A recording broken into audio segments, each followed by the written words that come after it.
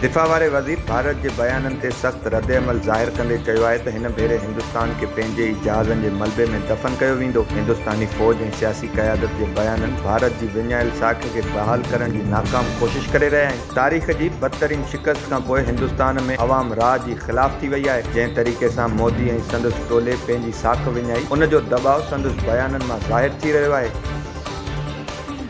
Israeli वज़ीर आज़म Netanyahu चयो आहे त इसराइल जो हिकु वफ़द मिस्र जी राजधानी कायरा वेंदो त जीअं जंगबंदी वारे मंसूबे खे हथमी शक्ल ॾिनी वञे। हमास वटि अमन मंसूबो क़बूल करण खां सवाइ ॿियो को रस्तो मौजूदु न आहे।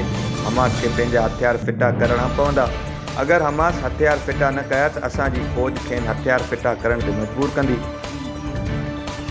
सदर ट्रंप ट्विटर एक्स ते बयान जारी कंदे चयो आहे त ॻाल्हियुनि खां पोइ इसराइल शुरूआती ॻाल्हियुनि लाइ राज़ी थियो आहे। हमास जी तस्दीक़ करण बाद जंगबंदी फौरी तौर लागू थींदी ऐं यरगमालियुनि समेत क़ैदियुनि जी ॾे वठि शुरू थींदी।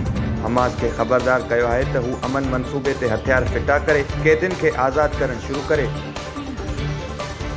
वज़ीर आज़म शहबाज शरीफ़ ऐं जमियत उलमा इस्लाम जे अॻुवान मौलाना फज़लुर रहमान विच में टेलीफोन ज़रिए राब्तो थियो आहे। ॿिन्ही अॻुवाननि सऊदी अरब विच में दिफ़ाई मुआहिदे ते ॻाल्हियूं कयूं, जॾहिं त विच ओभर ऐं गज़ा जी सूरतहाल बि पिणु तफ़सीली ॻाल्हि ॿोल थी। शहबाज शरीफ़ चयो त पाकिस्तान न रुॻो हमेशह फ़लस्तीन जे हक़नि सां गॾु बीठो आहे, पर मुस्तक़बिल में बि हुन जी हिमायत जारी रखंदो।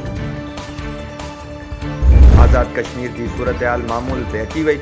वफ़ाक़ी वज़ीर एहसन इक़बाल प्रेस कॉन्फ्रेंस कंदे चयो त भारत जी कश्मीर में खूनारेज़ीअ वारी ख़्वाहिश कॾहिं पूरी न थींदी। वफ़ाक़ी वज़ीर तारिक फज़ल चौधरी चयो त वफ़ाक़ी हुकूमत मसइलनि जे हल लाइ फंड फ़राहम कंदी, जॾहिं त पीपी अॻुवान राजा परवेज़ अशरफ चयो त को बि पाकिस्तान ऐं आज़ाद कश्मीर जी अवाम विच में इख़्तिलाफ़ पैदा नथो करे सघे। आज़ाद कश्मीर जी गॾियल कमेटीअ जा मुतालबा हल कया वेंदा।